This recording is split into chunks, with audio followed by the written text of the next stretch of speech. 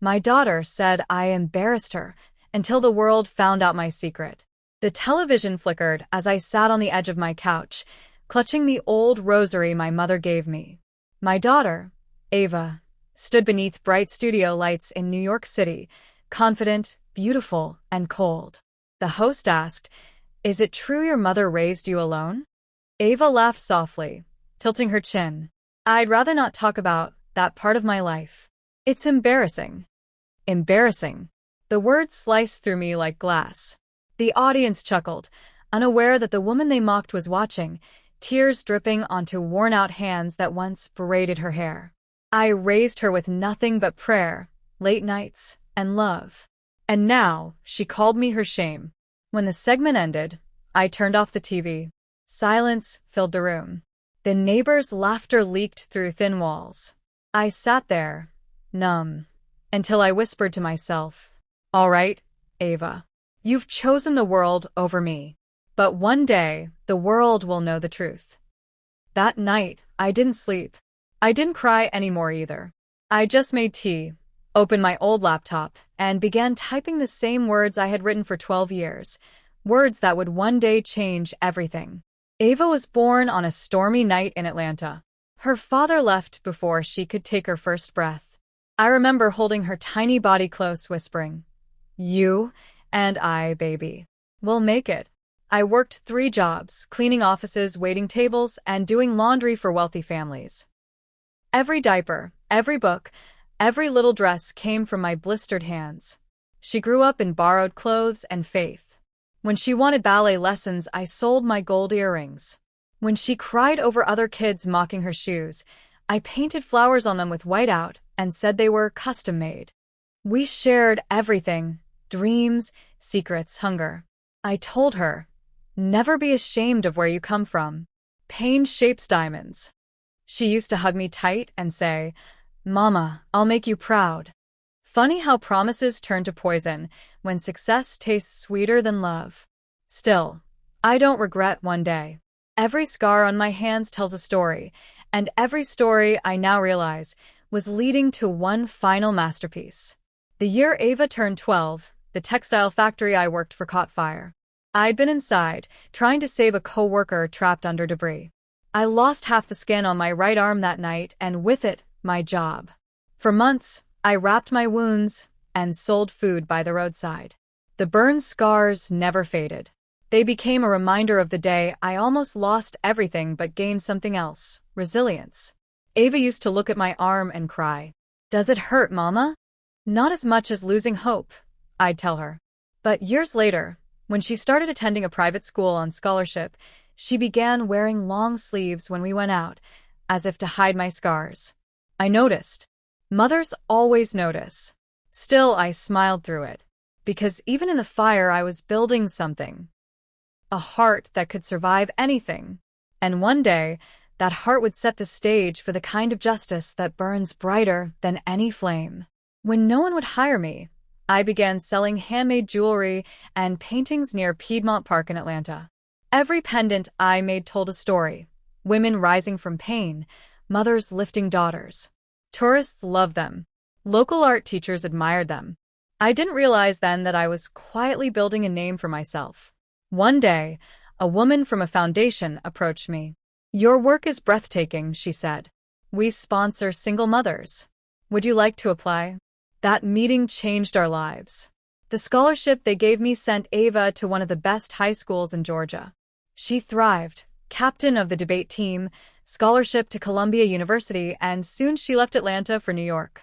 I cried at the bus station, clutching her hand. "Don't forget where you came from." "I won't, Mama," she promised. But the moment her bus pulled away, I felt it in my bones. The world was about to test that promise. In New York, Ava bloomed like a flower that forgot the soil it came from. She changed her accent, her hairstyle, even her name. Ava Ray, she called herself, dropping our last name Morgan. She worked at a tech startup, soon became its face. Her interviews were all over the internet. She spoke about rising from adversity, but never mentioned me. Not once. I'd send her messages, voice notes, prayers. She'd reply with emojis or sometimes silence. One evening, she called. "Mom, please don't comment on my posts. It looks unprofessional." My heart broke quietly. "All right, baby." That's when I began to understand. She wasn't ashamed of poverty. She was ashamed of me. So I pulled back. But I also began writing my journal again. Every pain, every sacrifice, every hidden truth. It would later become my greatest weapon and my redemption. 2 years later, Ava's company held its grand launch in New York. My friends sent me photos, red carpet, flashing lights, her in a diamond gown. I searched my mailbox for an invitation that never came. I watched her speech online. "Everything I am," she said, "I built myself." That line broke me more than any rejection letter or hunger ever had. I stayed up that night, staring at the flickering lamp. Then, something clicked inside me. I wouldn't fight her. I'd outgrow her. So I began to quietly build something of my own, something she'd never see coming. That night, I registered the domain name, the Phoenix Foundation. Then came the interview, the one that destroyed whatever dignity I had left in the eyes of the world. When she said I was embarrassing, the internet turned her cruelty into entertainment. Memes, comments, jokes. People tagged me on social media, laughing. For a week, I stayed in bed. Then one morning, I looked at my reflection, tired eyes, gray hair, scars, and said aloud, "I am not her shame." I opened my laptop. I began finalizing something I'd started years ago, the foundation that would change countless women's lives. I poured every cent I had into it. My pain became purpose. And when my first project, a shelter for abused mothers, went viral, I signed the press release not as Mrs. Morgan, but as the anonymous Phoenix. They say sometimes you have to break to become whole. One night, after seeing another cruel post about me, I screamed. I broke a cup, then fell to my knees sobbing. Then I prayed, not for revenge, but for strength. The next morning, I wrote a new mission statement for my foundation, to rise, silently, until the world listens. And it worked. Anonymous donations poured in. My art sold internationally. The shelter expanded to 3 states. I never used my name, but the world began to whisper about the anonymous Phoenix, a mysterious philanthropist funding education and rebuilding lives. They didn't know it was me, the embarrassing mother. And I preferred it that way for now. My days became full again. Meetings, calls, travel. I worked from home under a pseudonym. Only a few trusted people knew my identity. Meanwhile, Ava's company began to struggle. Investors were pulling back, accusing her of being too image-focused. I watched silently. I didn't want her to fail. I just wanted her to see. And then fate smiled on me in irony. Her PR team reached out to the anonymous Phoenix to sponsor a charity event. Without knowing, she was about to receive funding from the very mother she'd rejected. I smiled and whispered, "God has a poetic way of writing stories." At the event, I stood among hundreds of guests, disguised in a simple black gown and a veil, anonymity intact. Ava walked past me on stage, radiant, confident. She thanked the anonymous Phoenix for their donation. I almost laughed at the absurdity of it all, my daughter praising me to my face without realizing it. When she shook my hand afterward, her eyes lingered. "Have we met?" she asked politely. "Perhaps in another life," I replied, smiling. I walked away, heart heavy but proud. That night, I realized revenge didn't have to be loud. Sometimes, the sweetest revenge is letting your success whisper where your pain once screamed. Months passed, and Ava's company was on the brink of collapse. I watched her interviews, the sparkle in her eyes dimmed, her confidence cracking beneath pressure. Her PR manager reached out again. "The anonymous Phoenix has been our biggest donor. Would you consider funding our mentorship program?" I agreed, but under one condition. The donation must remain private. I sent $500,000, money earned from years of art sales and grants, to save her company. The irony burned deep. I was funding the empire of the daughter who disowned me. But it wasn't revenge yet. It was preparation. I wanted the world to see that love can build, but truth can rebuild stronger.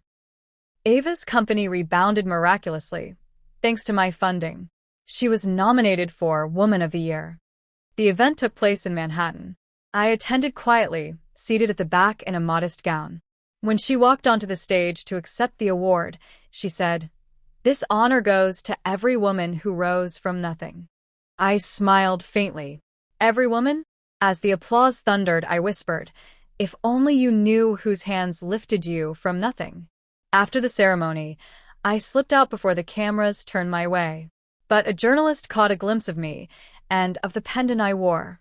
That pendant would soon unravel everything.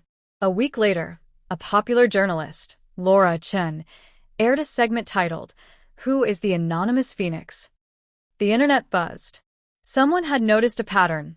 Every organization funded by the Phoenix Foundation had ties to Ava's company. Online sleuths dug deeper. Then came the clue, the handcrafted Phoenix pendant I always wore, visible in old photos of me selling art years ago. The public began connecting the dots. One night, Laura Chen called my foundation's office. "Mrs. Morgan," she said softly, "the world deserves to know your story. Let me tell it right." I hesitated. I wasn't ready to be seen. But then, I remembered Ava's words, "You embarrass me."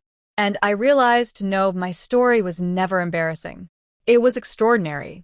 Ava called me that night for the first time in years. "Mom," she said, panic lacing her voice, "the press thinks you're the anonymous Phoenix. Please tell me it's not true." "It is," I answered calmly. She went silent. Then she whispered, "You can't let this come out. It'll make me look ungrateful." I finished. Her silence confirmed it. "I didn't do this to shame you, Ava," I said. "I did this to help women like me, and like you used to be." But she didn't hear me. She was too busy trying to save her image. That night, I knew. The truth would set me free, but it would destroy everything she'd built on lies. Ava showed up at my Atlanta home 2 days later. Her luxury car gleamed outside my old porch, a painful contrast. She stormed in, slamming the door. "You had no right.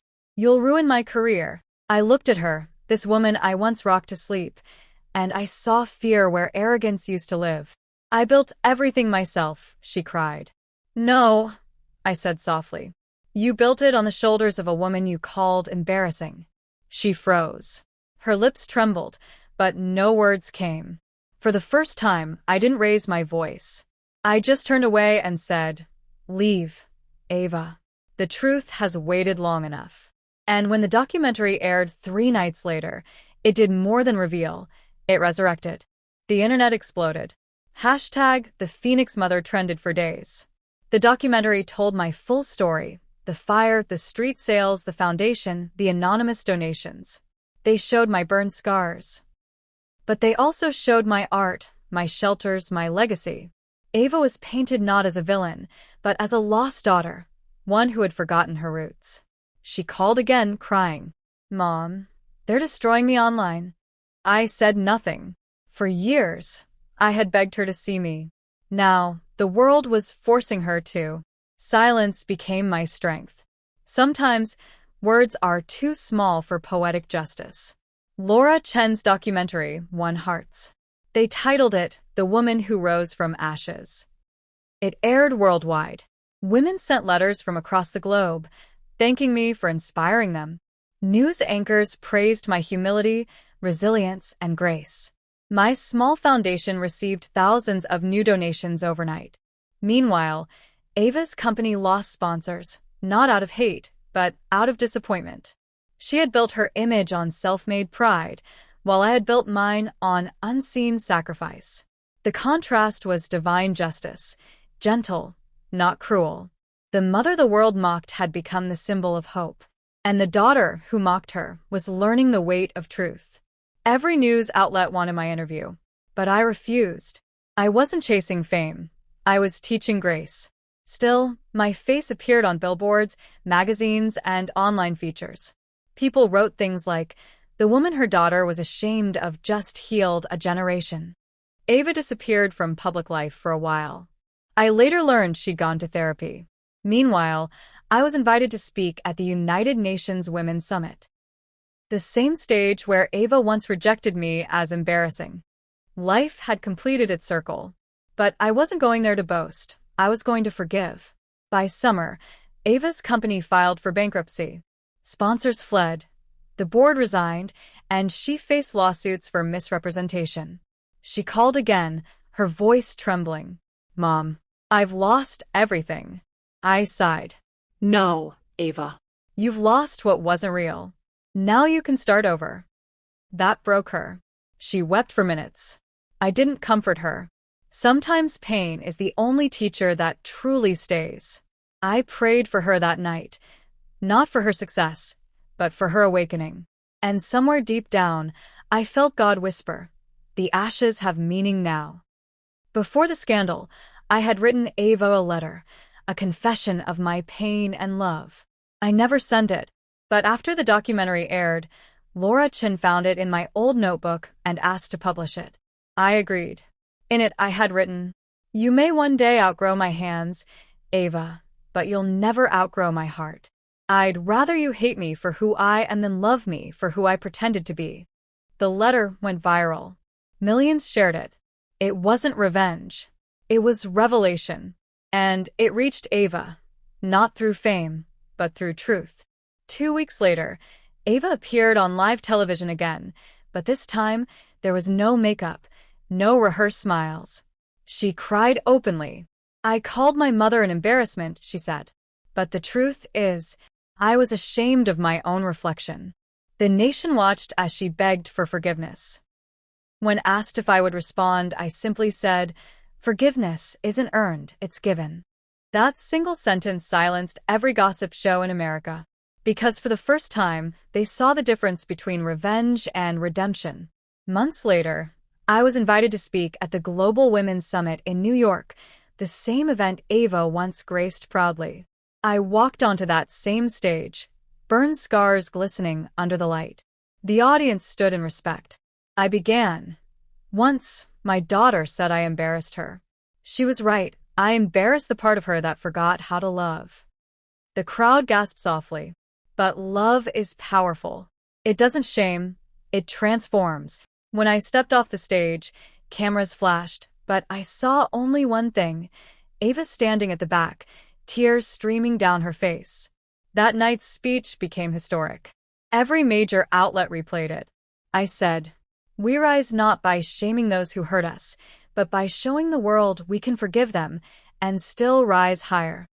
People called it the most powerful moment of maternal grace. Later that evening, Ava came to me quietly backstage. Her hands shook. "I don't deserve your forgiveness." I smiled gently. "None of us do, but we give it anyway." And for the first time in years, she hugged me, not as a celebrity hugging her fan, but as a daughter clinging to her mother. Ava left the spotlight for good and returned to Atlanta. She began volunteering at my foundation, teaching women tech skills to rebuild their lives. People admired her transformation, but only I knew what it truly meant. She wasn't chasing redemption for the cameras. She was finally healing. Sometimes, she'd sit by my side, holding my scarred arm, whispering, "You're the most beautiful woman I know." And every time, I'd smile. Because her words weren't flattery. They were rebirth. The girl who once called me shame now called me strength. Years later, the Phoenix Foundation became global. I stood before thousands at its anniversary gala. Ava was beside me, not as the star, but as my daughter. When the lights dimmed, a short film played, Our Journey from Pain to Purpose. As applause erupted, Ava took the microphone. Her voice trembled. The world once knew me as the woman who was ashamed of her mother. Today, I'm proud to say, she is the reason I'm alive. The audience rose to their feet.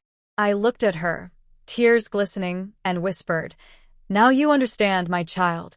Revenge is never about destroying others. It's about becoming so whole, they can't touch your peace." The camera panned across our faces, the mother who rose from ashes, and the daughter reborn through truth. And in that moment, the world didn't see embarrassment. They saw resurrection. Moral. True revenge isn't loud or cruel. It's when your light grows so bright. The ones who shamed you must squint to see your grace. Thank you for listening to my story. If you're new to my channel, please subscribe to see more interesting stories.